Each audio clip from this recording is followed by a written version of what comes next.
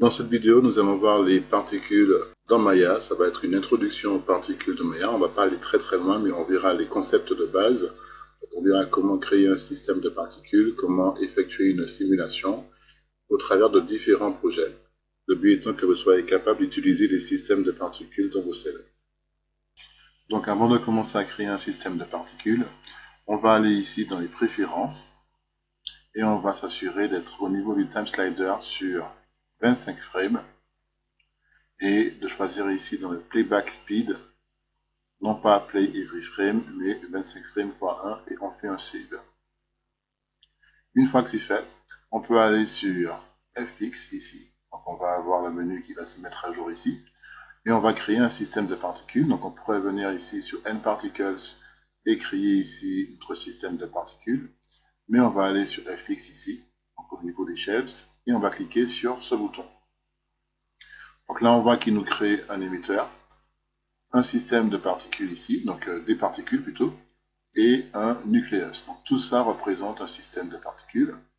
Le nucléus ici est un solver, donc qui va nous permettre de calculer, qui va permettre à Maya de calculer la position des particules par rapport à la position connue à la frame précédente. Vous verrez d'ailleurs que ce système implique qu'on ne pourra pas faire de lecture en marche arrière parce que justement il aura besoin de déterminer la position des particules comme je vous l'ai expliqué par rapport à celle qu'elles avaient à la frame précédente. On verra qu'on pourra créer un système de cache ici pour permettre une lecture dans les deux sens. Et pour l'instant, ça ne fonctionnera pas tel quel. Alors, maintenant qu'on a créé un système de particules ici, je vais appuyer sur Play et on peut voir qu'on a déjà donc une simulation qui s'effectue au niveau donc de notre scène. Donc, ce que on va faire maintenant, c'est qu'on va faire Stop et je vais vous montrer que si je vais en arrière, eh bien, on peut voir que rien ne se passe comme je vous l'avais expliqué. Et si je vais vers l'avant, et bien là, le système est évalué au niveau de la simulation.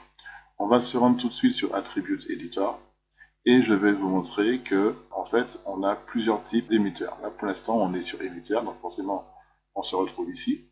Et on voit que d'emblée, il nous met ici émetteur type Omni. Donc, si jamais je clique sur la flèche ici, on peut voir qu'on pourra émettre à partir de différents types d'émetteurs, comme la curve, ou à partir d'une surface, d'un volume ou d'une directionnelle. Si je vais ici sur directionnelle et que je fais play, donc je reviens au tout début, je fais play, et bien on voit qu'on a une simulation qui est totalement différente. On va revenir ici sur Omni, d'accord? Donc je reviens au début. À chaque fois que je change les paramètres, vous voyez que je reviens toujours au début pour voir l'effet de ce changement sur ma simulation. C'est vraiment systématique. Donc là, on voit que j'ai le rate particules par seconde, donc le nombre de particules par seconde. On peut la vérifier ici en appuyant sur 1. Si je reviens au tout début, vous verrez que toutes les 25 frames, il m'émettra donc une particule, chaque seconde en fait. Voilà, ok.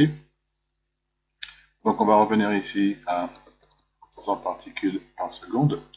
Et je vais vous montrer qu'on a la possibilité, alors avant d'aller plus loin, donc là on a vu qu'on a les émetteurs, on peut changer le type d'émetteur ici.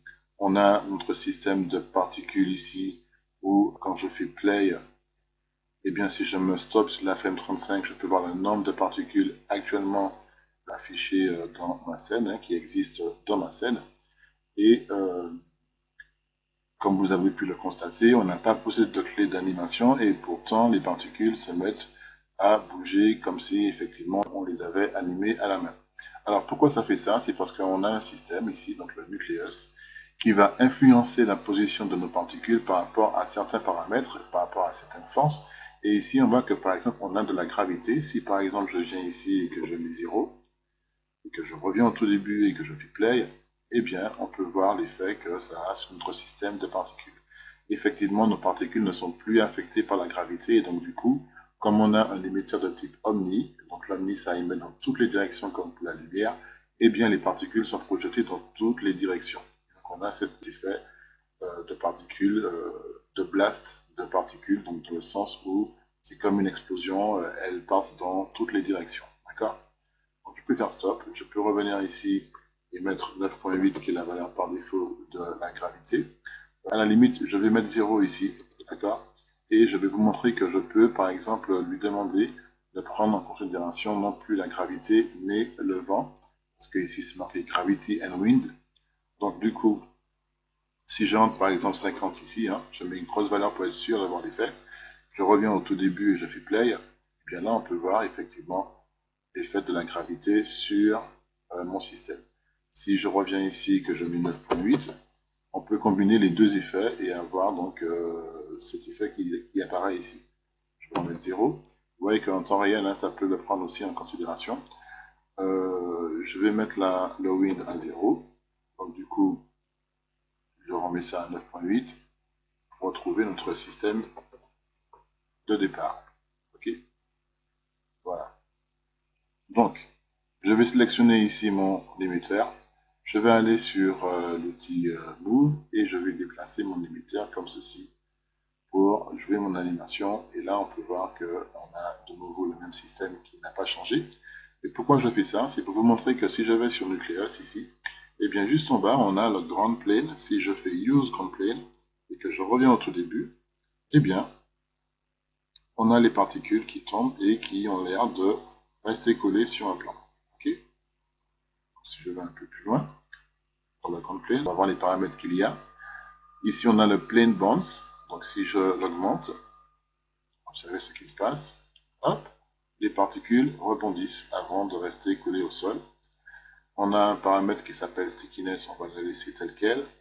Si je change cette valeur, on voit qu'il ne se passe pas grand chose, mais en fait, pour voir vraiment ce qui se passe, on va mettre un petit peu de vent pour que ça puisse bouger et ne pas tomber directement comme ça au sol. Donc je vais augmenter un tout petit peu le wind speed pour les faire bouger, comme ceci. Et là, on peut voir qu'on a un système de particules beaucoup plus intéressant, où on a nos éléments qui tombent comme ça sur le sol. Alors peut-être que vous, dans votre scène, vous n'aurez pas... Ah oui, donc vous aurez les points comme moi. Et je trouve que c'est pas forcément visible dans la scène. Donc ce qu'on va faire, c'est qu'on va aller ici sur les particules, hein, je les sélectionne. Et je vais aller dans Shading. Et dans Shading, on voit qu'on peut changer le type de particules qui est affiché ici à l'écran. Pour l'instant, on voit qu'on a des points. Donc si je clique dessus, je vois que je peux choisir des sphères, par exemple. Et les sphères, vous serez d'accord, c'est beaucoup plus visible. Donc du coup, je peux aussi accéder à ce paramètre pour gérer la taille de mes particules. Là, par défaut, je suis à 0.2, je vais le laisser tel quel. Et je vais dézoomer un tout petit peu dans ma scène, revenir au tout début et faire un play et observer ce qui se passe. Vous vous rappelez qu'au tout début, on avait fait l'exercice de la balle qui rebondit. Là, on en a plusieurs qui rebondissent.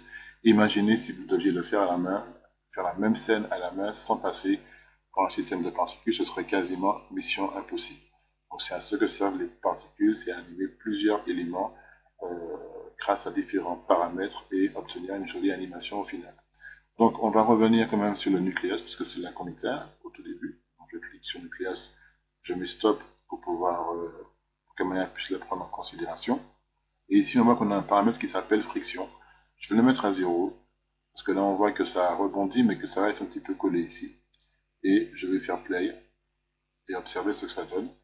Et là, on voit qu'on n'a plus de friction au sol et que nos particules sont en train de vraiment glisser sur le sol. Donc, je peux mettre un tout petit peu de friction pour être sûr qu'elles ne vont pas glisser trop fort et donc continuer à laisser tourner comme ça ma simulation de façon à ce que je puisse trouver le bon réglage. En général, c'est comme ça que l'on fonctionne quand on veut trouver les bonnes valeurs. On laisse tourner la simulation, peut-être avec pas beaucoup de particules, hein, donc on peut baisser le rate au niveau du nombre de particules et essayer de voir si la simulation nous convient ou pas. D'accord?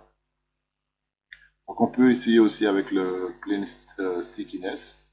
Je vais mettre une grosse valeur pour voir ce que ça donne. Et vous avez vu que contrairement aux frictions, si je le mets à 0 ici, observez l'effet que ça me donne, ça va vraiment coller les particules au sol après le rebond. Je peux augmenter aussi le rebond un peu plus. Hop, elle s'arrête ensuite. Ok. Donc je vais augmenter un tout petit peu ça. Et là, comme on peut observer, on a un rebond de nos particules, comme ceci.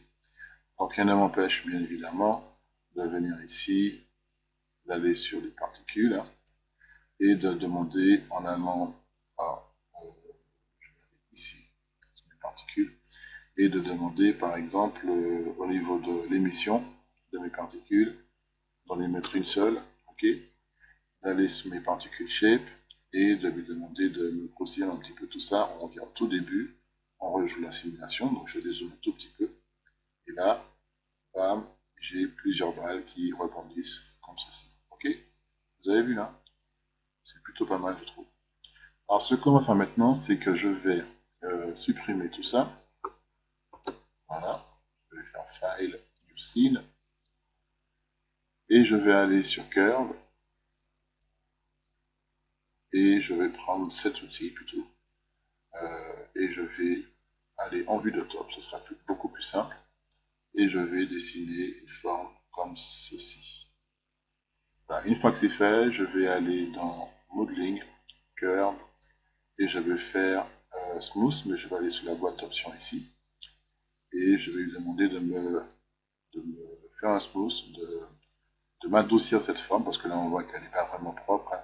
Et je vais faire un apply plusieurs fois pour avoir une forme plus ou moins propre. Okay. Là je fais close, et une fois que j'ai fait ça, je retourne dans la vue de perspective, et je vais aller sur FX, je vais sur mon onglet, et je crée mon système de particules. Donc là je sélectionne mon émetteur, j'appuie sur Shift, je prends la curve, et en allant ici sur Rigging, je peux aller sur Constraint, Motion Pass, et je lui demande de m'attacher ce système-là à ma curve. Donc, mon émetteur à ma curve. Donc, vous aurez compris que du coup, mon émetteur va évoluer tout au long de ma curve, et donc ça devrait permettre à mes particules d'avoir une animation un peu plus intéressante. Donc, je vais faire Play et observer ce que ça donne. Donc, on a ça comme animation. Vous avez vu, c'est quand même sympa. Si je dézoome un peu et que j'enlève la grille, on a ceci comme animation. Alors, plusieurs choses. Je ne veux pas forcément que mes particules tombent aussi rapidement. Donc ce que je vais faire, c'est que je vais demander au nucléus ici de baisser un petit peu sur la gravité. On peut très bien baisser la gravité et observer ce que ça donne. Donc je reviens au tout début, je fais play. On voit que ça tombe un petit peu moins vite, ça c'est pas mal. Mais on sent que c'est un petit peu chaotique, donc je peux baisser, je peux augmenter plutôt la densité de l'air pour pouvoir compresser un petit peu toutes mes particules. On regarde ce que ça donne. Je fais play. On sent qu'il conserve encore mieux la forme de nos particules d'origine, hein. Vous voyez qu'il n'y a plus vraiment de dispersion au niveau de mes particules. Si j'augmente vraiment cette valeur, on voit qu'on conserve vraiment notre forme d'origine, hein. D'accord? Ça, c'est plutôt pas mal. Je vais le laisser tel quel. Et je vais lui demander en fait de faire en sorte que les particules puissent ne pas avoir une vie aussi longue. C'est-à-dire que au bout d'un certain moment, qu'elles commencent à mourir comme les êtres vivants. Et pour ça, je vais aller sur mes particules elles-mêmes. Et dans Lifespan, là, je vois que j'ai Lifespan mode, qu'elles vont vivre pour toujours. Donc, ce que je vais faire, c'est que je vais aller sur Constant. Je reviens au tout début, je fais Play, je regarde ce que ça donne, et on voit que cette fois-ci, les particules commencent à mourir au fur et à mesure, et on a déjà un effet de traînée de particules beaucoup plus intéressant. D'accord? Le problème, c'est que quand on regarde cette animation, eh bien, on voit que y a une coupure nette qui se fait à ce niveau-là, et ce serait bien d'avoir un petit peu plus comment dire, de turbulence. C'est un terme qui est utilisé dans l'animation pour les particules, c'est-à-dire plus de chaos plus de chaos, hein, dans la façon dont les particules vont disparaître. Et pour cela, je vais faire stop et je vais aller sur Random Range. Et là, on voit qu'on a toujours le même système, sauf que là, j'ai le Lifespan Random qui est activé. Et ce que je vais faire, c'est que je vais lui mettre une valeur de 0.5 ici. Et grâce à ça, eh bien, je dis à Maya que les particules vont vivre 1 seconde plus 0.5 secondes. Donc ça veut dire qu'elles vont vivre soit entre 1 et 1 seconde 5 pour mourir. Donc, si je fais play, on observe ce que ça va donner. on attend que ça revienne au tout début, mais on peut déjà le voir un petit peu ici. On voit qu'on a une façon, enfin on a une traînée qui est plus naturelle, sauf qu'elle s'allonge, donc c'est à vous de vraiment gérer ici la valeur, si vous voulez pas que la traînée soit trop grande. D'accord? Mais là c'est déjà un petit peu sympa et on sent qu'on a quelque chose de vraiment sympa. Alors maintenant ce que je vais faire, c'est que je vais aller dans Particle Shape toujours, et je vais aller dans justement dans les shadings et changer ici les points en sphère. D'accord? Alors ça c'est bon, et je vais vous montrer que en gros, ah non, avant d'aller sur le scale, on va aller sur l'opacité. On va aller ici sur l'opacité scale, et vous voyez que si je clique ici sur la petite flèche, j'obtiens en fait cette boîte qui va me permettre de pouvoir gérer la façon dont l'opacité va être répartie sur chacune de mes particules ici. Et ça, on peut le faire de façon assez intéressante puisque, observez bien ce que je vais faire, si je viens ici et que j'ouvre donc cette fenêtre, je peux, en cliquant ici, lui demander de faire en sorte qu'on parte de la valeur à 100% pour arriver à 0 ici. D'accord? C'est marqué ici, hein, d'accord? Donc je fais ça. Et dans l'opacity scale input, je peux lui mettre, je peux lui dire, ok, tu vas m'afficher cette valeur au cours du temps pour les particules, mais par rapport à l'âge de mes particules. Et d'emblée, dès que je fais ça, on voit déjà l'effet que ça a sur mes particules. Donc je reviens au tout début, je fais play, et vous voyez un petit peu, on a un effet de fade out, de disparition au fur et à mesure par rapport à l'âge de mes particules, et ça c'est plutôt pas mal. Ok? Je peux effectivement le faire au niveau de la couleur aussi, sous le même principe. Hein. Donc je peux aller sur l'âge ici, et on voit un petit peu l'effet que ça a déjà, mais on va lui mettre une couleur beaucoup plus évidente. Donc on va venir ici, lui demander une couleur du jaune par exemple, et puis sur la fin, hop, on va lui demander de mettre du rouge peut-être. Oui, du rouge, ok. On va mettre ça. Alors là, vous avez vu qu'il arrive vraiment sur la fin ici. Mais rien ne m'empêche de venir et de pousser ça un petit peu plus en avant, comme ceci, et on voit que ça progresse hein, quand je fais ça. Vous avez vu un petit peu l'idée ou pas? Et puis pourquoi pas ici mettre une autre couleur, et, du rouge, jaune rouge, et puis il commence à devenir un petit peu gris, peut-être comme de la fumée, je sais pas. Voilà, quelque chose d'un peu plus foncé, comme ceci. Okay. Donc je ferme tout ça, et je fais play, et on a ceci comme animation. Ok. Donc je voulais aussi vous montrer à tout prix le scale ici. Donc pareil, hein, ça fonctionne de la même façon. Pour venir à ce niveau-là, hop, je mets ça à 0 ici. Et je prends ici l'âge. Et vous voyez qu'on va avoir quelque chose de beaucoup plus sympa. Comme ceci. Voilà. Donc vous voyez, avec cet exemple-là, vous avez déjà la possibilité de comprendre comment fonctionnent les particules dans Maya. Donc pour l'instant, on a simplement vu comment faire pour gérer l'apparence de nos particules, comment gérer la durée de vie de nos particules. Maintenant, on va voir un petit peu plus de choses avec les particules, notamment comment faire en sorte que nos particules interagissent avec de la géométrie. Donc, je vais faire un file, new scene, donc et je remets ici ma grille. Alors, pour créer une interaction entre les particules et de la géométrie, vous allez voir, c'est relativement simple. Pour ce faire, on va aller sur Polymodeling. Là, on va prendre le plan, une grille, et je vais créer une grille comme ceci sur mon plan. Okay. Une fois que c'est fait, eh bien, je vais aller sur FX et je vais créer un système de particules. Je vais prendre l'outil Move et je vais déplacer mon système de particules vers le haut comme ceci. Je vais cacher ici ma grille. Si je fais Play, eh bien, on peut voir que les particules vont traverser mon objet. Donc, en ce moment, il n'y a strictement aucune interaction entre ces deux éléments. Pour que les particules interagissent avec la grille, il faut donc sélectionner la grille ici et aller sur le menu Enclose et faire un Create Passive Collider.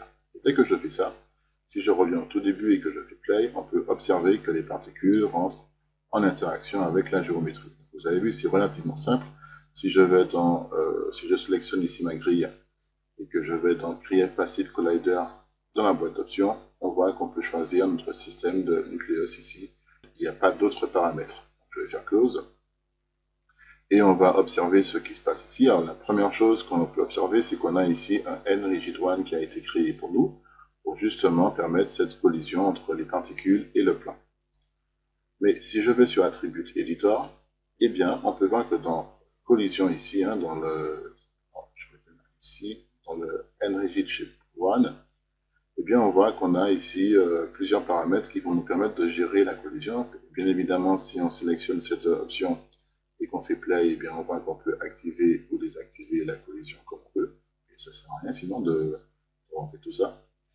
On peut choisir par rapport à quel sous-objet notre particule va interagir avec la géométrie. Est-ce que c'est par rapport aux faces, au vertex ou au edge? En général, on reste toujours sur les faces, hein, puisqu'on n'a pas trop d'intérêt à interagir avec des éléments qui sont à peine visibles comme les vertex ou les edges. Et on voit qu'on a plein de paramètres, donc on va les voir assez rapidement. On a un premier paramètre qui est assez important, qui est souvent utilisé dans ce cas de figure, c'est le bounce. Donc je vais le mettre à 1 ici. Et avant d'aller plus loin, je vais lui demander aussi au niveau des particules, donc je vais sélectionner ici mes particules, et je vais aller dans Shape, Shading plutôt, et là je vais lui mettre des sphères, d'accord? Et je vais en profiter, on verra après, je vais faire Play. Donc là, elle devrait rebondir et on voit qu'effectivement les particules rebondissent. Mais ce que je voulais faire aussi, c'est que maintenant qu'on s'y met de la couleur, je vais lui demander ici de choisir une couleur comme du rouge par exemple. Et puis on va lui mettre un gradient et je vais lui demander de choisir cette couleur-là. Et au niveau du color input, on va lui mettre un randomize ID. Ça lui permettra donc d'assigner une couleur entre celle-ci et celle-ci. Et ça donne ça, comme vous pouvez le constater ici sur le plan. Donc je reviens au tout début, je fais play, et on peut observer ce qui se passe, donc c'est déjà un petit peu mieux. Donc là, on a les particules qui rebondissent parce que vous vous rappelez, hein, on est venu ici au niveau donc, des paramètres de collision et on a augmenté le bounce à 1. Si maintenant, avant de changer la friction ici, je vais faire un CTRL Z, eh bien, je vais lui demander d'aller sur le nucléus et on va lui demander, en plus de la gravité qui permet de faire tomber donc, nos particules ici, de mettre un petit peu plus de speed, donc peut-être 12, on va voir ce que ça nous donne. Le but pour moi, c'est de demander à mes particules de se déplacer vers l'axe X, hein, c'est marqué ici. Et comme ça, on aura un rebond un petit peu plus dynamique sur la surface de notre grille. Je vais faire play, hop. Et là, vous voyez que ça commence à rebondir, c'est plutôt pas mal. Donc je vais prendre ma grille aussi, et puis je vais l'augmenter un tout petit peu plus, enfin scale un peu plus grand. Voilà, je fais play. Et là, on voit qu'on a donc une autre particule qui glisse sur le plan comme ceci. Après, ça glisse. Alors, si on ne veut pas que ça glisse comme ça, justement, c'est là que la friction rentre en jeu. Je peux augmenter ce paramètre hein, d'une valeur arbitraire comme ceci. Je reviens au tout début, je fais play, et je regarde ce que ça me donne. Donc déjà, on voit que le rebond est un petit peu moins fort à cause de cette valeur. Et on voit qu'on a un glissement qui est moins puissant que tout à l'heure aussi. Donc, après, on peut gérer les valeurs comme on le souhaite. Sinon, on peut aussi demander à avoir un stickness qui fera que les particules vont, une fois qu'elles seront en contact avec la surface, rester directement collées au sol. Donc si vous déplacez cet objet, vous pourrez par exemple dessiner un mot comme si vous étiez en train de peindre quelque chose avec une bombe aérosol. Donc, je vais faire stop. Je remets ça à 0. Et je vais vous montrer que si je sélectionne ici mes particules, eh bien on a exactement les mêmes options ici pour les particules. Alors c'est un peu bizarre de se dire, tiens, il y a une option de collision pour le sol et une option de collision pour les particules, mais ça peut être assez utile dans le sens où si je viens par exemple ici, et que je mets toutes ces valeurs à 0, et que je sélectionne mes particules, et que je mets toutes ces valeurs à 0 aussi, je vais faire play, on va observer ce qui se passe, on sent que les particules arrivent au sol, rentrent en interaction avec elles et se mettent à glisser. Puisqu'il n'y a pas de friction, pas de thickness, pas de rebond, c'est un comportement logique. Mais si par exemple je vais sur Polymodeling, que je crée une sphère comme ceci, hop, et vous vous rappelez, hein, on prend le radius, donc on va mettre 3 ici, et puis la sphère on va la mettre au sol au niveau de l'axe Y, on va lui entrer 3, on fait entrer. Donc si je prends cette sphère et que je vais sur Enclose et que je fais un Create Passive Collider, et que donc pareil, hein, si je reviens au tout début, que je fais Play, on voit que ça me donne cet effet-là, donc exceptionnel. Et si par exemple je veux qu'il y ait des rebonds avec de la friction et sur ma sphère et sur mon plan, eh bien je peux le faire directement ici au niveau de mes particules, hein, pas la peine de venir sur ces deux objets à la fois. Et je peux lui demander dans Attribute Editor de lui mettre de la friction, par exemple, avec un peu de rebond. On va laisser le rebond à 0 pour voir ce que ça fait avec uniquement que la friction. Donc, vous voyez un petit peu l'effet que ça fait, hein, c'est pas mal. On va augmenter un tout petit peu. Et on va observer l'effet. Donc on a cet effet comme vous pouvez le constater. Donc maintenant, si je mets un petit peu plus de rebond, on va aller à 1 par exemple. On peut aller au-delà de 1 si on veut aussi, hein, bien sûr. Là, je vais rester à 1. Donc si je mets ça, on peut voir l'effet que ça donne. OK? Alors, je vais faire stop. Je vais sélectionner ici ma sphère. Alors, je vais prendre ça. Je prends ma sphère. Si j'y arrive, j'appuie sur F. Et je vais réduire un tout petit peu la taille de mes particules. Donc je vais sélectionner ici mes particules. Et on va aller sur... Alors, je ne suis pas sur mes particules. Oui, je suis sur mes particules. Alors c'est tout en haut, dans Particle Size. On va mettre 0.5. C'est trop petit. 0.1. Et au niveau de l'émetteur, peut-être qu'on va en émettre un tout petit peu plus. Bon, on va rester tel quel. Je vais faire play. Je ne sais pas si vous voyez très bien au niveau du contact, mais normalement les particules nettes. Alors, je vais peut-être mettre. Ce que je vais faire, ça va être plus simple parce que j'ai besoin de vous montrer quelque chose d'assez intéressant quand on travaille avec l'interaction des particules et des mèches. C'est que au niveau de la zone de contact, on peut avoir un petit offset, un petit décalage, et ça se règle assez facilement. Et donc pour ce faire, je vais demander aux particules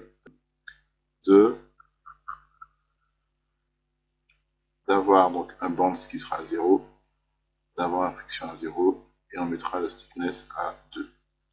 Et donc si je fais play, ah oui, je vais enlever aussi au niveau du nucléus, je vais lui enlever le wind que j'ai mis, donc je le mets à 0. Je reviens au tout début et je vais faire play.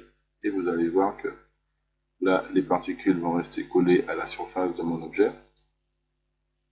Mais on peut observer un léger petit décalage. Donc si je mets stop ici, je ne sais pas si vous voyez, mais les particules ne sont pas vraiment posées sur la surface de mon objet.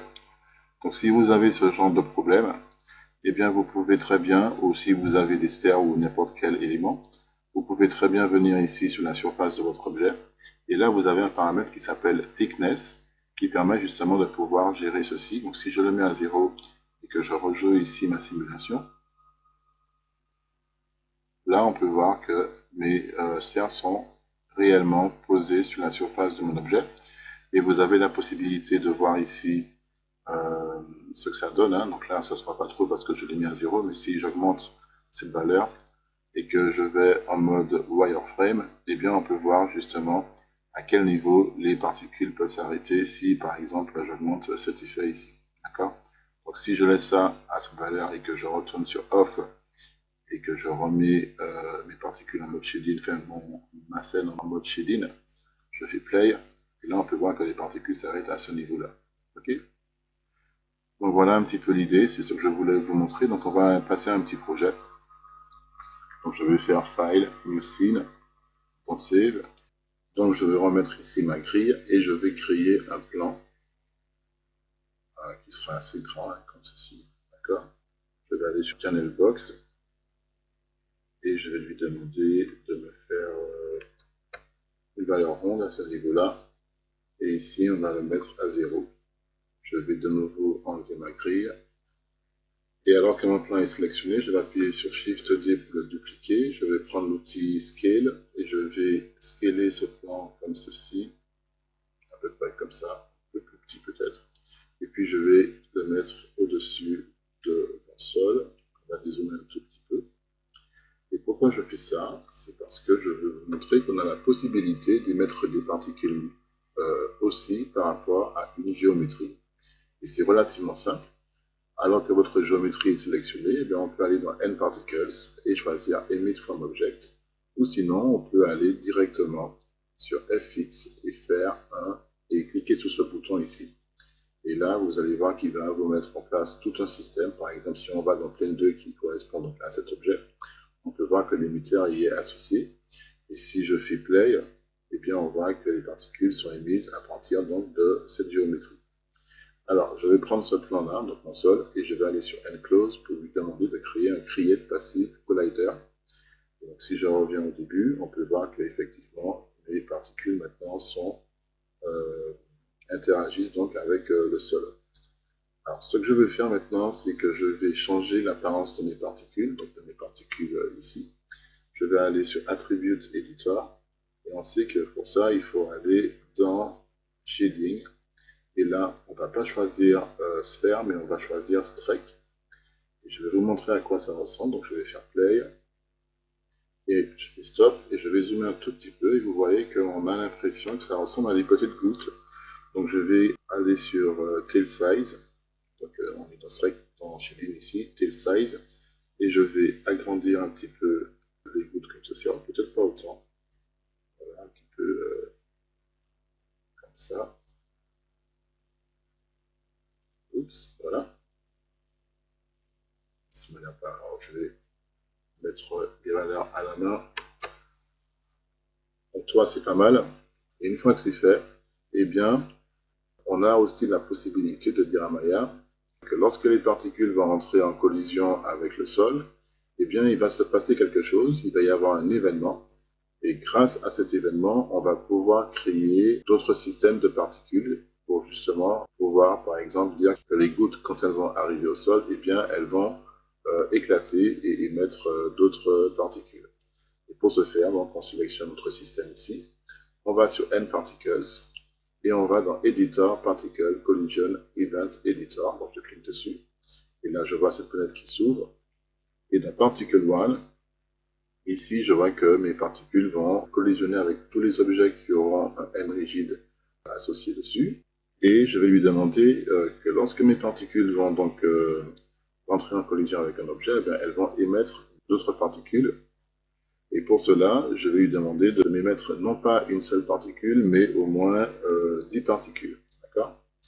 Et le spread ici va me permettre de pouvoir dire à Maya que mes particules vont partir dans toutes les directions quand elles vont être émises à partir donc de la collision. Et elles vont pouvoir aussi hériter de la vélocité, de la vitesse d'origine de mes particules. Et je veux que mes particules de base, en fait, celles qui seront rentrées en collision avec le sol, eh bien, meurent, tout simplement. Et je vais faire un create event. Et vous voyez qu'automatiquement, il m'a créé ici un deuxième système de particules. Donc, si je viens ici, je vois qu'il a été créé ici, mon deuxième système de particules. Je reviens au tout début, je fais play, et j'observe ce que ça donne. Et là, je vois que j'ai un système de particules avec justement des particules qui partent dans toutes les directions. Donc, pour ne pas qu'il y en ait beaucoup qui soient créés, on va tout de suite aller sur le système de particules 2. On va aller sur le lifespan. Alors, il est tout en haut. Et on va aller sur Constant, donc sur Random Range. Et là, on va laisser 1 par défaut. On va lui mettre 1.5. Donc, les particules vont vivre entre 1 seconde et 1 seconde et demie. Donc, on regarde ce que ça donne. Je fais play. J'observe tranquillement. Et a priori, c'est plutôt pas mal. Donc, je vais peut-être réduire ici. Je vais mettre 0.8. Et ici, je vais mettre 0.2. Je regarde juste pour voir si l'animation est correcte. Alors, il y a un truc qui ne va pas, c'est qu'au tout début, je ne sais pas si vous avez vu, il y a certaines particules qui arrivent au sol, mais qui n'ont pas l'air d'exploser, on va dire. Donc, on va essayer de corriger ça. Vous voyez un petit peu au début, là, celle-ci par exemple, elles n'ont pas l'air de vraiment réagir comme on le souhaite. Et ça, je pense que c'est dû donc, à mon plan ici. Peut-être que la collision ici n'est pas assez forte. Donc, je vais lui entrer un 1.2. On va voir ce que ça donne. C'est peut-être pas assez. Je vais mettre 1.8. Un peu les 2 pour le coup. Hein. Voilà. On regarde ce que ça donne. Ça commence un tout petit peu à réagir, je vais lui mettre 5.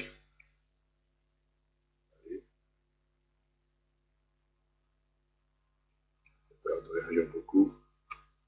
Je suis désolé, c'est comme ça que ça se passe hein, pour les particules. Il faut effectivement essayer de trouver les bonnes valeurs dès le début.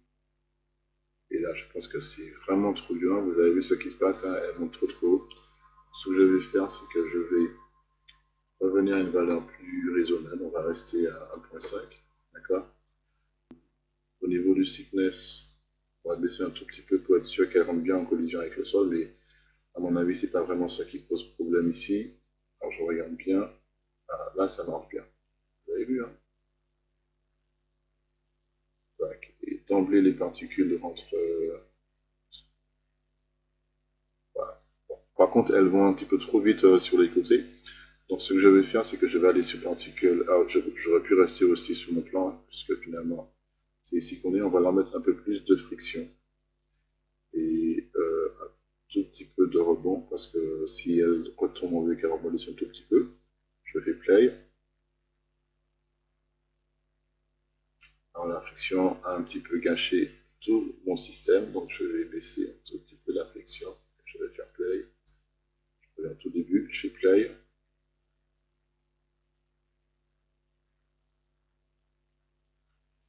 Ah oui, on a perdu notre système. Je vais enlever les rebonds, les enlever tout simplement. Et je peux toujours venir ici hein, et aller sur N-Particles, Particles Event, Particles Collision Event Editor, et lui demander plus de particules si je veux ici, et d'avoir un spread un peu plus grand, par exemple 0.8, et je peux leur demander de peut-être un petit peu de vélocité ou d'en avoir plus, mais là on va lui demander de mettre 0.7 par exemple. Je fais un close, et je regarde ce que ça me donne, et j'obtiens ceci. Alors peut-être que les particules vivent trop longtemps ici au sol, donc pour que ça puisse bien marcher, que l'illusion soit vraiment parfaite, on va lui mettre un 0.5 ici, et on va lui mettre un 0.8. Voilà. On va voir ce que ça donne. Je fais play. On va peut-être encore réduire la vie de nos particules.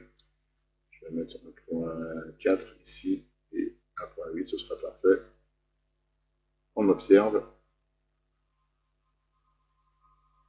Et là, c'est plutôt pas mal, comme vous pouvez le constater. J'aime bien l'effet que ça lui donne. Donc pareil, on peut venir après sur le nucleus, comme pour tout à l'heure,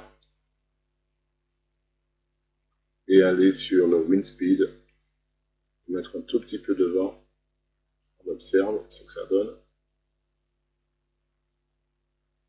On peut augmenter un tout petit peu, hein. Et on donne une direction comme ça à notre vent. Et on a donc un système de pluie qui existe. Donc je peux venir aussi sur cet objet, prendre le scale, et si j'ai envie, je peux scaler mon système de pluie comme ceci. Je peux faire play. Alors, je reviens au début, je fais play. Et vous voyez que ça ne change pas mon système de pluie, ça reste toujours pareil. Et la dernière chose que je peux faire, c'est venir ici sur mon système, aller sur le shadings et lui mettre un streak ici. Alors, on va laisser ça par défaut, on regarde ce que ça donne. Et on a donc ce système de pluie avec des gouttes qui sont au sol. Donc on peut zoomer un petit peu là-dessus et observer ça de plus près. Voilà, comme ceci. Et ce qui est intéressant, c'est que je peux demander à Maya de me sélectionner cette partie-là, donc cet état, et lui dire, ok, je ne veux pas qu'à chaque fois que, donc là on était sur la frame 466, hein, si je fais play, et que j'ai envie que mes particules, disons que c'est un plan, et j'ai envie de commencer mon plan sur cette séquence-là, eh bien je peux sélectionner mes particules, ici, d'accord, et je peux demander à Maya d'aller sur Ncache ici et de faire un create new cache par rapport donc à à ma sélection de particules, je fais AndObject. Donc il va me demander, donc moi j'avais déjà des systèmes de cache qui existaient, donc je vais faire Replace Existing. Et là il va donc me calculer automatiquement. Ah non, en fait là je suis en train de vous montrer totalement autre chose. Là je suis en train de faire un cache et pas de faire ce qu'on appelle un initial state. Je voulais vous montrer un initial state, mais bon, là comme on est sur un système de cache, ben, c'est l'occasion pour moi de vous montrer comment ça fonctionne. Donc ça en fait le cache, ça va nous permettre de pouvoir jouer notre animation en lecture arrière en fait. Et une fois que c'est fait, hein, vous avez vu que ça s'est arrêté automatiquement, et ben je peux jouer mon animation à l'envers si je veux. Ce qui n'était pas possible avant, ça veut dire qu'il a enregistré sur un fichier externe la position de chaque particule et il ne se base plus sur le nucléus ici pour pouvoir jouer notre animation. Il se base sur le fichier qui a pour chaque particule enregistré la position frame par frame de chaque particule. Et c'est pour ça qu'on peut scroller comme ça en avant, en arrière, notre animation.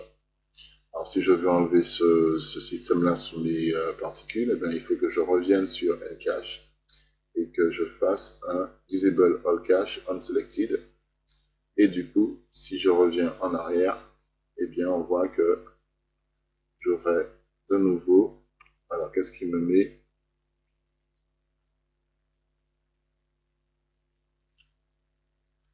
Je fais un play. On voit qu'on a de nouveau notre système de particules qui réapparaît. Et je voulais justement vous montrer comment fonctionne le set initial state. Donc, je vous expliquais que si je veux que mon plan démarre sur ce plan-là, en fait, je sélectionne mes particules et je vais sur Fluid Solver. Et là, je vais sur Solver Initial State et je fais Set for Selected. Et une fois que c'est fait, si je reviens au tout début, vous voyez que d'emblée, il se met déjà ici. Alors, il n'a pas pris ici mon deuxième système, mais c'est pas grave. Je fais Play et vous voyez qu'il le prend automatiquement comme il faut. OK? Donc, voici comment on peut, avec les particules dans Maya, créer un système plutôt sympa. Je vais vous montrer un autre exemple qui va vous montrer que le nucléus permet justement, grâce à son système de rigid bodies, de pouvoir demander aux particules de rentrer en collision et de faire des simulations plutôt sympas. Donc je vais faire stop ici et je vais comme d'habitude créer une nouvelle scène. Donc, je vais faire donc save, on va passer sur Channelbox et je remets ici ma grille. Donc avant de vous montrer comment fonctionnent les collisions entre particules dans Maya, on va avoir un exemple avec les particules et les forces dans Maya, parce qu'on peut appliquer des forces à nos particules. Et pour ce faire, donc, je vais créer ici un système de particules. Hein. Donc là, j'ai un émetteur, je vais le sélectionner et je vais l'agrandir comme ceci. Donc si vous n'avez pas cet émetteur, vous allez dans Attribute Editor et dans Basic Emitter Attributes, vous vous assurez de bien avoir un volume comme type d'émetteur sélectionné. Je vais dézoomer un tout petit peu, je vais enlever ici la grille et je vais appuyer sur Play pour voir ce que ça donne. Donc là, on voit que nos particules sont générées et qu'elles tombent vers le sol, parce qu'on a ici dans le nucléus une gravité qui est appliquée, donc je vais la mettre à 0. Je veux que mes particules restent statiques, qu'elles ne bougent pas. Je fais Play, je vois qu'elles bougent toujours. Donc je vais aller sur mon émetteur et je vais lui demander dans Volume Speed Attributes de mettre le volume speed à 0. Donc là, on voit qu'on a des flèches qui nous indiquent la direction de nos particules par rapport donc justement au centre, donc à quelle vitesse elles vont aller. Donc ici, je vais entrer 0 et je reviens au début, je fais play et là, on voit que nos particules sont émises et restent donc statiques. Maintenant, ce qu'on va faire, c'est qu'on va aller toujours dans émetteur et on va demander à l'émetteur en fait de ne pas émettre autant de particules par seconde. On va lui demander d'en émettre 10. Je vais faire entrer. Et puis, je vais aller ensuite sur particules. Et je vais aller dans shading, ici. Et je vais lui mettre des sphères. Alors, je vais en profiter pour augmenter la taille de mes particules. Je vais lui mettre 1. Voilà. Et je regarde ce que ça donne. Donc là, j'ai des particules qui sont créées comme ceci. Ok. Jusque-là, tout va bien. On va demander à ce que nos particules aient une vie, une durée de vie. Donc du coup, on va lui mettre 0.4 ici. Et on va lui mettre 1 ici. Allez, on regarde ce que ça donne. Je fais play. On voit qu'on a cet effet-là sous nos particules. Je pense que on va augmenter un tout petit peu notre durée de vie. Je vais mettre 0.7 et ici je vais mettre 1.2. 1.2. Je vais entrer.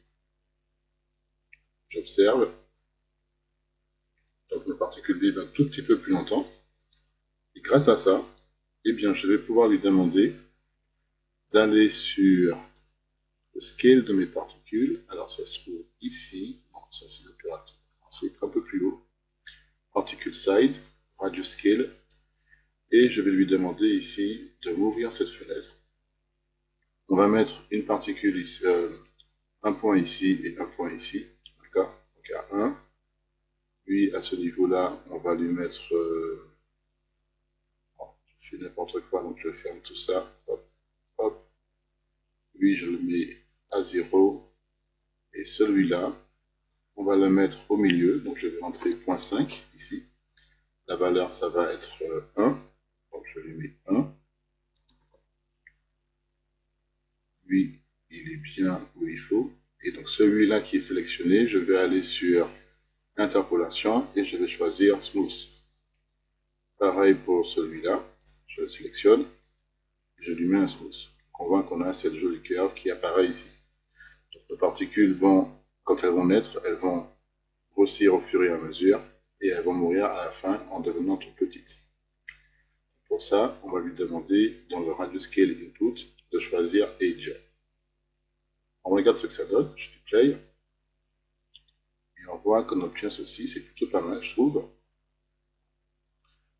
Donc on va donner une couleur à nos particules, toujours basée sur l'âge. Hein. Donc on va aller un peu plus bas. Alors c'est à quel niveau? C'est à ce niveau-là. Et je vais faire la même opération. Donc je vais venir cette fois-ci ici, hein, pour vous montrer que ça fonctionne aussi à ce niveau-là. On n'est pas obligé d'ouvrir cette fenêtre. Donc ici, je vais lui mettre du jaune. Au milieu, donc ici, je vais lui mettre 0.5 et je vais lui mettre comme valeur du blanc. Voilà. Et à la fin, je vais lui mettre du jaune. On observe ce que ça donne. On voit pas vraiment... Ah oui, parce que en fait, j'ai oublié de lui dire que ça doit être basé sur l'âge. On revient au tout début. Et là, on voit l'effet comme on l'a souhaité qui apparaît devant nos yeux ébahis parce que c'est trop génial. Donc là, je vais mettre stop. Et je trouve qu'il n'y a pas assez de particules. Ce qu'on va faire, c'est que pour l'instant, je vais vous montrer que si je viens sur la vie de mes particules, on avait mis quoi? On avait mis 0.7 et 1.2. Donc si je viens ici et que je fais Live Forever, que je reviens ici, alors, ça ne devrait pas le faire. Donc oui, parce que je vais mettre off ici et je vais mettre off ici. Voilà.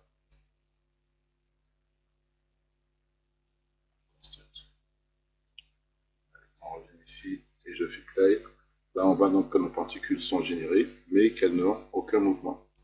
Et c'est là que notre force va rentrer en considération.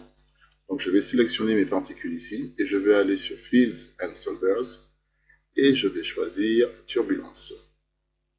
Donc, il m'ouvre cette fenêtre. On voit qu'on a ici la Turbulence Fields Attributes et c'est ici qu'on va pouvoir déterminer les forces à affecter à nos particules pour les faire bouger. Donc je reviens en arrière, je fais play, j'observe ce que ça donne, et on voit que nos particules se mettent très légèrement à bouger. Donc je peux augmenter ici la magnitude si je veux, je peux mettre 10, et là on voit qu'elles vont bouger un tout petit peu plus. Et en fait on a un paramètre qui s'appelle ici Attenuation, donc si je mets 0.5 ici, on peut voir que ça va atténuer de moins en moins notre effet de turbulence. et nos particules vont se mettre à bouger dans toutes les directions. Donc on va mettre tout de même une valeur un peu plus importante, peut-être 30, on va voir ce que ça donne. Et là, on voit que les particules commencent à sérieusement bouger. Alors, je vais peut-être atténuer cette valeur en 200.1. Et là, nos particules se mettent vraiment à bouger comme ceci. C'est pas assez violent, donc je vais augmenter cette valeur à 50.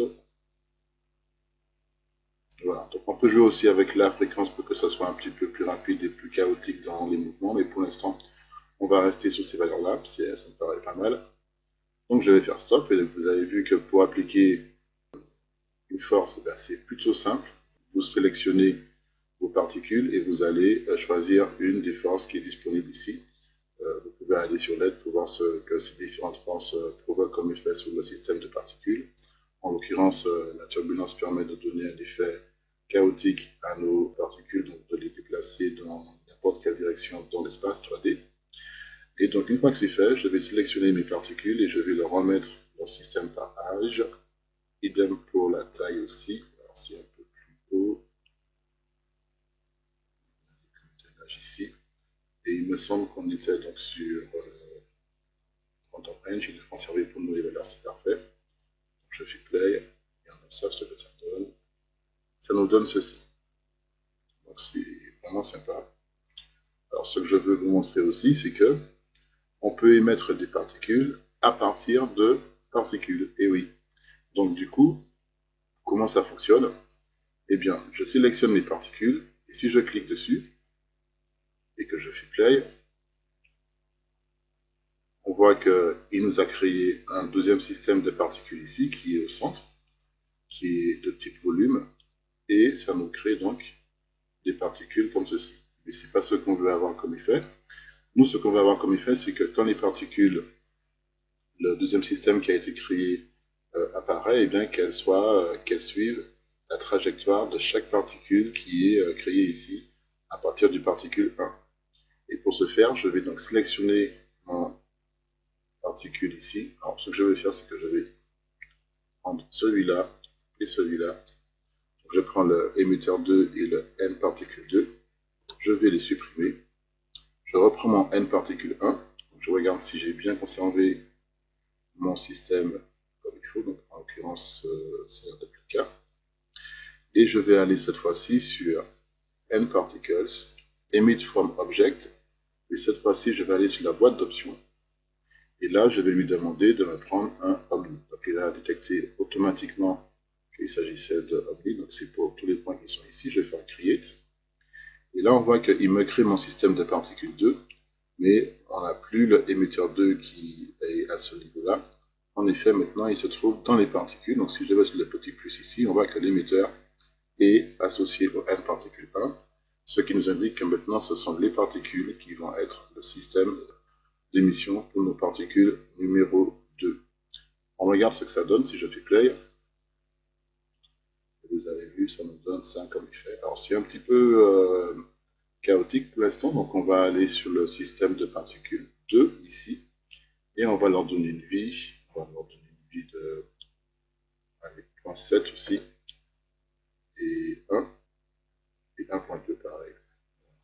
2. On va leur demander de ne pas avoir de vitesse.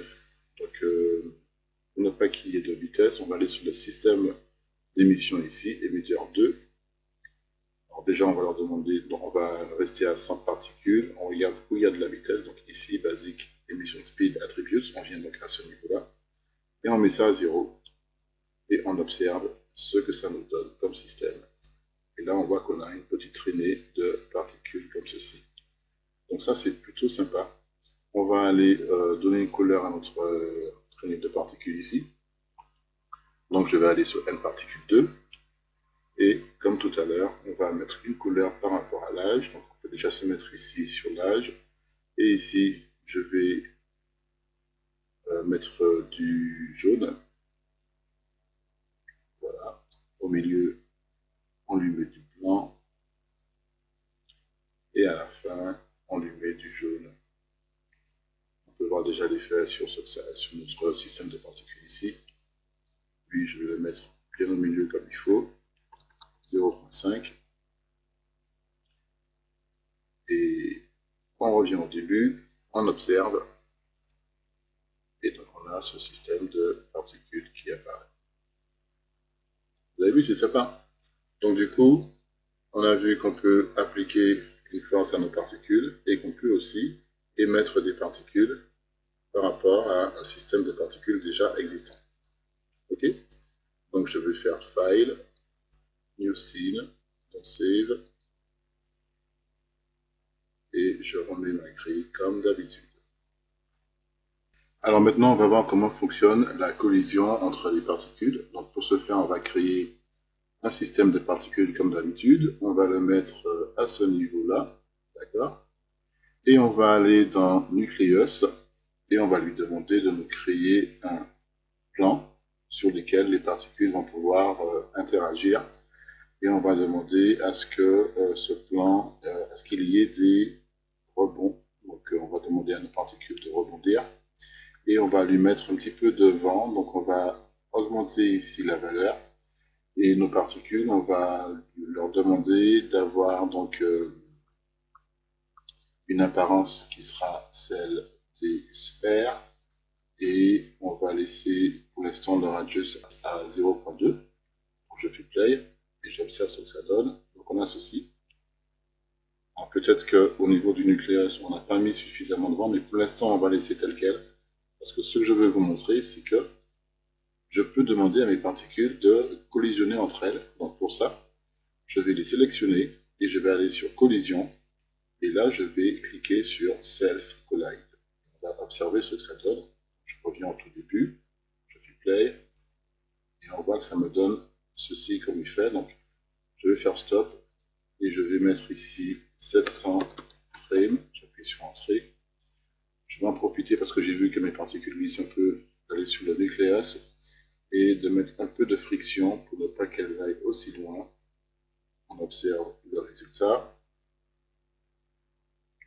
Quand je fais ça, eh bien, on a un amas de sphères qui tombent les unes sur les autres. Et ça, c'est plutôt sympa. Alors, je peux aussi sélectionner mes particules et demander à ce qu'il y ait plus de friction entre elles. Donc, on va augmenter ici la valeur. Je fais play. Et là, on voit qu'avec plus de friction, eh bien, on a un tas qui se forme plus rapidement avec nos particules. Et ça, c'est vraiment sympa. On a vraiment, grâce au nucléus, une interaction qui se passe au niveau de nos particules. Et on voit qu'elles sont en train de s'écrouler les unes après les autres. Et imaginez si vous deviez le faire à la main, ce serait quasiment impossible. Et c'est en ça que servent les particules. Ça sert à réaliser des animations plutôt cool et souvent impossibles à réaliser à la main. Donc, je vais mettre stop ici. Et je vais vous montrer que plutôt que d'avoir un tas comme ça, en fait, eh bien, on peut remplacer l'apparence de nos particules par un objet que l'on aura modélisé nous-mêmes. Et c'est ce qu'on va faire tout de suite. Donc je vais aller sur Polymodeling. Je vais créer ici une sphère, comme ceci. Et je vais lui demander de tourner ici ma sphère à ce niveau-là. Voilà, on va la mettre comme ça. Donc à 90 degrés ici, à ce niveau. Je vais la centrer comme il faut au centre du monde. Et on va lui mettre un radius de 1. Et on va la poser sur le sol. Une fois que c'est fait, je vais passer en vue de front. Est-ce que c'est celle-là? Oui, c'est celle-là. Je ne l'ai pas posée sur le sol, donc je rentre un ici, voilà, c'est fait. Et je vais aller sur Modeling Toolkit. On va prendre les vertex ici. Et je vais sélectionner. Alors, avant de tout sélectionner, je vais plutôt passer en mode Edge. Je vais prendre ces edges-là, bien au centre comme il faut. D'accord? Avec Alt, je vais, avec CTRL du moins, excusez-moi, avec CTRL, je vais enlever ici cette partie-là, et je vais enlever cette partie-là de façon à ce que je n'ai que les edges du milieu, du centre qui soient sélectionnés, et je vais aller sur Connect pour diviser ici. Alors, c'est pas Connect que j'aurais dû faire, je suis désolé, c'est un bevel que j'aurais dû prendre. Donc, je viens sur mon bevel, et là, je vois que j'obtiens cet effet. Donc là, je valide cet effet. Et là, je peux aller ensuite sur les edges. Et je peux sélectionner cette partie-là. D'accord? Prendre l'outil Move et déplacer mon objet comme ceci sur les côtés. On va dézoomer un tout petit peu. Voilà. Ici. Comme ceci. Peut-être un peu plus loin encore. Voilà. Et là, je vais prendre mes edges. Je vais tout sélectionner. Et c'est là que je vais faire un collect. Alors, je vais lui demander d'avoir seulement qu'un seul avec le bouton du milieu. Et je valide en allant sur la flèche comme ceci. Donc maintenant que c'est fait, je peux revenir en mode objet. Donc je reviens ici en mode objet. Et je vais déplacer mon élément bien au centre comme il faut. Et là, je peux faire un delete by type history et un freeze. Donc, je vais en profiter d'être sur le modeling toolkit pour aller en mode face, sélection de face. Je vais prendre cette partie-là et je vais aller sur rendering. Je vais lui mettre un blend et je vais lui demander sur mon blend ici de lui mettre du rouge comme ceci. Je vais prendre l'autre partie ici et je vais lui mettre de nouveau un blend et on va lui mettre cette fois-ci du blanc. Voilà. On ne va pas rentrer dans les shaders maintenant. Je retourne en mode objet et je vais aller sur modeling et je vais aller dans Windows. Oui, je vais aller dans Modify et Center Pivot. Quand je viens ici, Modify Center Pivot, là il se met bien au centre comme il faut. Et donc maintenant je repasse dans ma vue de perspective. Voilà. Je vais sélectionner mon objet et le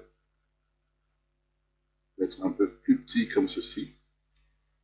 Je retourne dans ma vue de front parce qu'il faut quand même le poser au sol, hein, sinon ça ne marchera pas bien. Je le repose donc au sol. Vous avez vu qu'on a modélisé une petite pilule assez rapidement. Voilà, donc là, l'objet est vraiment posé au sol, comme il faut. Polymo clean. Je fais un freeze transform et un delete by type history. Je retourne en vue de perspective. Et donc maintenant, je peux demander à Maya de me créer un système de particules. Donc il existe déjà en fait. Pas la peine de lui demander de créer ce qui existe déjà, sinon ça n'a pas de sens.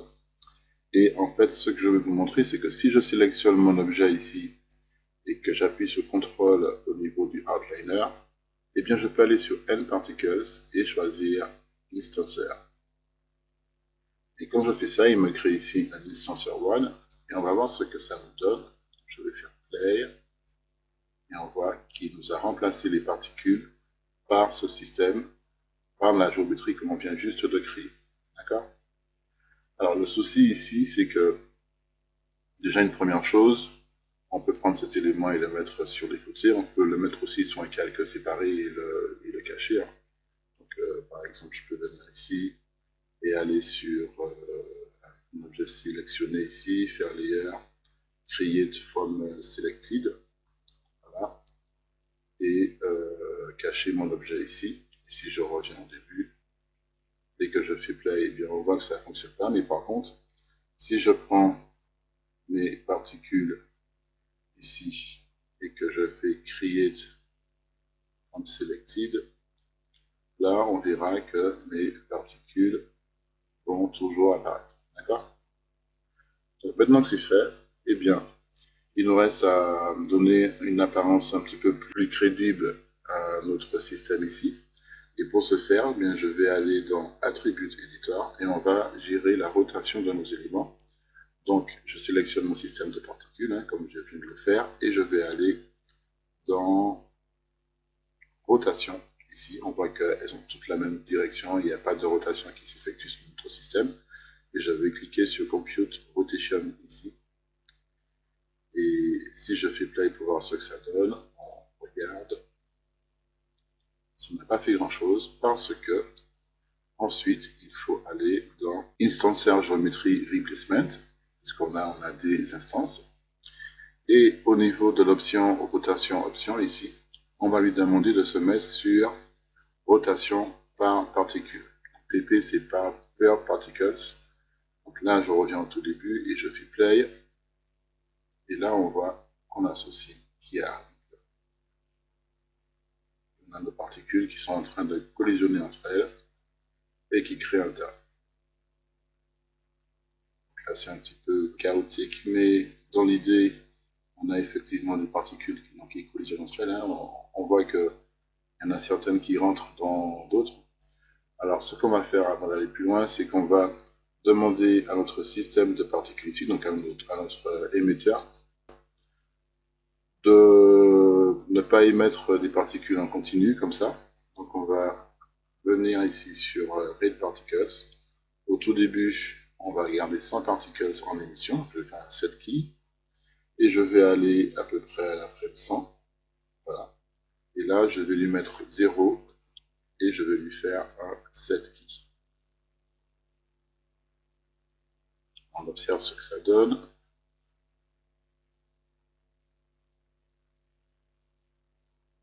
Et voilà, il a fini de nous émettre notre système de particules. Donc, ce que je vais vous montrer aussi, c'est que si je fais un clic droit ici, eh bien, je peux aller sur Emitter Rate Output et il m'ouvre cette fenêtre. Et on voit que là, il m'indique quelles sont les clés que j'ai posées dans mon système ici. Donc là, on voit qu'à la frame 1, ici, j'ai posé une valeur de 100 pour mon système d'émission de particules et qu'à la frame 100, j'ai posé 0. Ici, c'est les tangentes que l'on peut régler. Et si je veux, par exemple, je peux lui demander d'en émettre, plus. Par exemple, je peux lui demander d'en émettre moins plutôt, 50. Je fais entrer. Je reviens au tout début, donc pas la peine de poser de clé hein, dans ce cas de figure. Je fais play. Et là, on voit qu'il a émis moins de particules. Okay. Donc voilà un petit peu comment ça fonctionne. Vous avez vu qu'on a aussi la possibilité avec Maya de demander à ce que les particules héritent de l'apparence d'une géométrie pour pouvoir effectuer des simulations comme celle que nous venons tout juste d'effectuer ici. Donc là, c'est un petit peu chaotique, hein. On pourrait venir et améliorer la simulation, mais je vous laisse simplement vous montrer cet exemple. Donc, je vais faire un file newseed et je pense qu'on va s'arrêter là parce qu'on a déjà fait pas mal de choses. On peut aller un peu plus loin dans Maya avec les particules, notamment avec les expressions pour vraiment travailler sur chaque particule à la fois et leur donner de nouveaux attributs qui n'existent pas par défaut, pour notamment gérer par exemple la taille des particules sur l'axe X, Z et Y, et ça c'est un peu plus avancé. Donc j'espère que vous avez compris comment ça fonctionne, et on verra dans la prochaine vidéo comment fonctionnent les autres systèmes de simulation dans Maya.